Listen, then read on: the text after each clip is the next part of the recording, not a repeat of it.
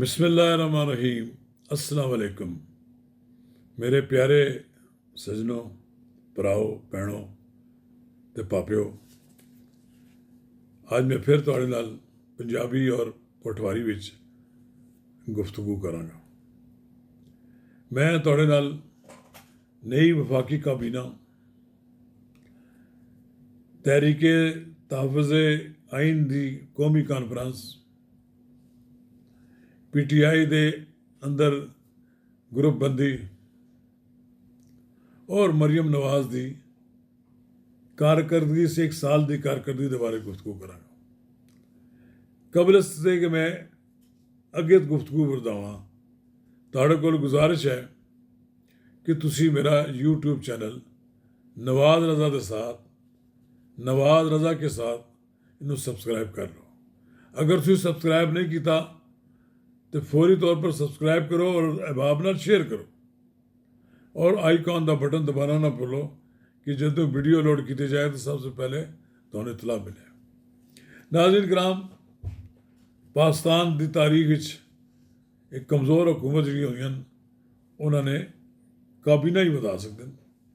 ये माशाअल्लाह ऐसी काबीना है कि जिस गैर मुंतखब लोग भी शामिल हों, पता नहीं कितों कितों सिफारिशों लोग आ जाने, लेकिन इलेक्टेड लोग नहीं हों। और पीपल्स पार्टी ना लगता है कि मामला परमानेंट ख़त्म हो गया। पीपल्स पार्टी मुस्लिम लीग नून की हुकूमत का हिस्सा नहीं बन रही। जोड़े बेनीफिट्स लैने तो लै लेते हैं, लेकिन लगता है कि बजट की मंजूरी वाले भी तंग करनगे और 2.5 साल मुकम्मल होने के बाद मुतालबा करनगे कि हुण बिलावल भुट्टो नूं जरदारी नूं मौका दिता जाए। मेरा ख्याल है बड़ा मुश्किल है। मुस्लिम लीग नून उन्होंने किसी कीमत है मौका नहीं देगी। रही गल इत्थे एक होया कॉन्फ्रेंस हुई 2 रोज़, और बड़ा अफसोस की गल है कि एक हुकूमत जिसनों कोई खतरा ही नहीं है, उसने 2 रोज़ा कॉन्फ्रेंस करने की होटल में इजाजत नहीं दी। पहले तो है कि बेचारे मारे मारे फिरते रहे हर होटल ने कहा जी कि असी इजाजत नहीं दे सकते। फिर मजबूरन उन्होंने एक वकीलों का होटल है जोड़ा बनया इतने सरीना के पिछे, उत्थे जाके उन्होंने पहले दिन तो कॉन्फ्रेंस कर ली। अगले दिन बड़ी मुश्किल हुई, उन्होंने बंद करवा दिता दरवाज़ा। तो फिर उन्होंने लाबिश की। ये हुकूमत वास्ते तो बदनामी हुई ना। कोई हुकूमत को इस नाल फायदा नहीं है, नुकसान होता है। कॉन्फ्रेंस कर लेंगे तो कि क्यामत आ जानी सी, कुछ नहीं होना सी। जान बुझ के इस तरह के हरबे अख्तियार करने नाल पता लगता है कि हुकूमत बिल्कुल अमरीयत पसंद है और आमराना की सोच है। ये जमहूरीत है तो उसका कोई यकीन ही नहीं है। काश के हुकूमत में बैठे लोग इन्होंने गलों सोचते, लेकिन बहरहाल इसकी सजा तो भुगतणगे। अज ये लोगों का सलूक इस कारण कल फिर इन्होंने होएगा। मादी हो चुके हैं, बल्कि ना इन्होंने सबक सीखा ना इमरान खान ने सीखा। बहरहाल ये कॉन्फ्रेंस होनी चाहिए सी और कॉन्फ्रेंस का कोई बड़ा नतीजा नहीं निकलना सी, कोई हुकूमत नहीं गिर जानी सी। लेकिन बहरहाल हुकूमत कमज़ोर है। कमज़ोर हुकूमत खौफजदा रही है। अपोजिशन को हर बार खौफजदा रही है। उन्होंने अपोजिशन के इकट्ठ में खौफ के आलम में नहीं होने दिता, लेकिन उन्होंने अपना इज्तमा कर दिता। एलामिया भी जारी हो गया। हाँ, हाले तक अपोजिशन का ग्रैंड लॉन्च तो नहीं बनया, और जिस दिन बन गया तो फिर इस हुकूमत नाल वाकई टक्कर होगी। हाले तक तो JUI दियाँ फरमाइशा और JUI के मुतालबियां के बारे PTI ने जवाब नहीं दिता। मौलाना फजल रहमान कुछ गिव एंड टेक की गल करेगा। अगर वो साथ देवे PTI दे तो मुतालबा उन्होंने कि सानू की लभेगा। जाहिर है मौजूदा हुकूमत को गिराने वास्ते JUI मैदान जाए तो रिजल्ट जो सारा मेला लुट के लै जाए इमरान खान, ये तो नहीं हो सकता। रही ये गल कि इमरान खान जेल च रह गया या जेल तो बाहर आ जाएंगे, मैंने तो नहीं नजर आता कि फौरी तौर पर कोई इमरान खान वास्ते रिहाई वास्ते कोई इम्कान हो। कहते हैं 3 बारी उन्होंने पेशकशा हो चुकी हैं। उन्होंने वकील है फवाद चौधरी भाई चौधरी साहब, उन्होंने दावा किया है कि 3 दफा दावत उन्होंने पेशकश हो चुकी है, लेकिन इमरान खान डील करने वास्ते तैयार नहीं है।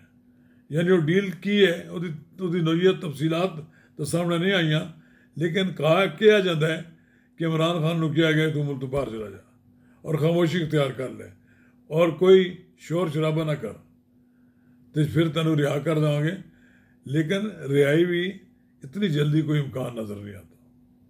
तो नाज़रीन किराम, एक गल होर रह गई है, वो गल यह है कि मरीम नवाज की हुकूमत को 1 साल हो गया है। उसने एक बड़ा उन्होंने तफसीली एक सप्लीमेंट शाया किया है।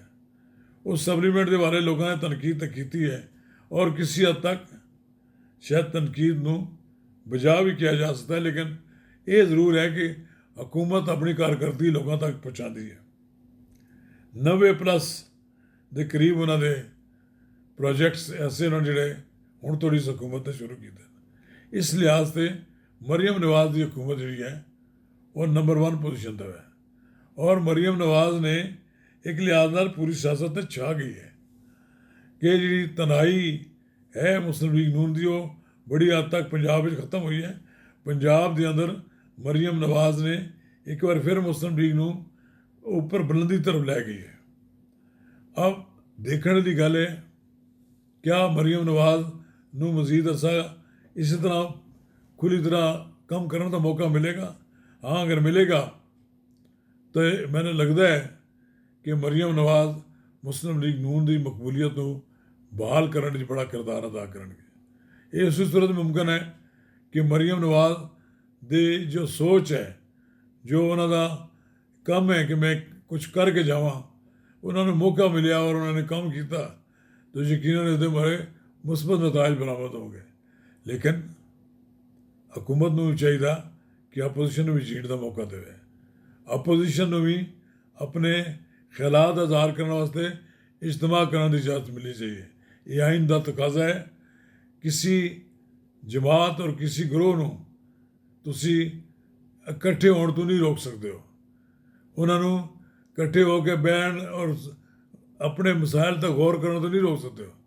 अगर ये इस तरह किया गया तो फिर इस मुस्लिम लीग की हुकूमत में लोग अमरीत की जमात ही कर गए और फिर इसी तरह की सूरत हाल उस वक्त उन्होंने सामना करना पड़ेगा जब ये सारे अपोजिशन छोड़ गए। आज देखते हैं हम कि कद तक हुकूमत अपना तर्ज अमल तब्दील नहीं करती। अगर तर्ज अमल तब्दील नहीं किया तो ये बड़े संगीन नताइज बरामद होंगे। मेरा मशवरा तो यही है कि PTI को खुल खेलन दो, जलसे करन दो, पुरअमन जलसे करन दो और उसके नतीजे में कम अज़ कम जोड़ा लावा पक्या है वो बह निकलेगा बाहर।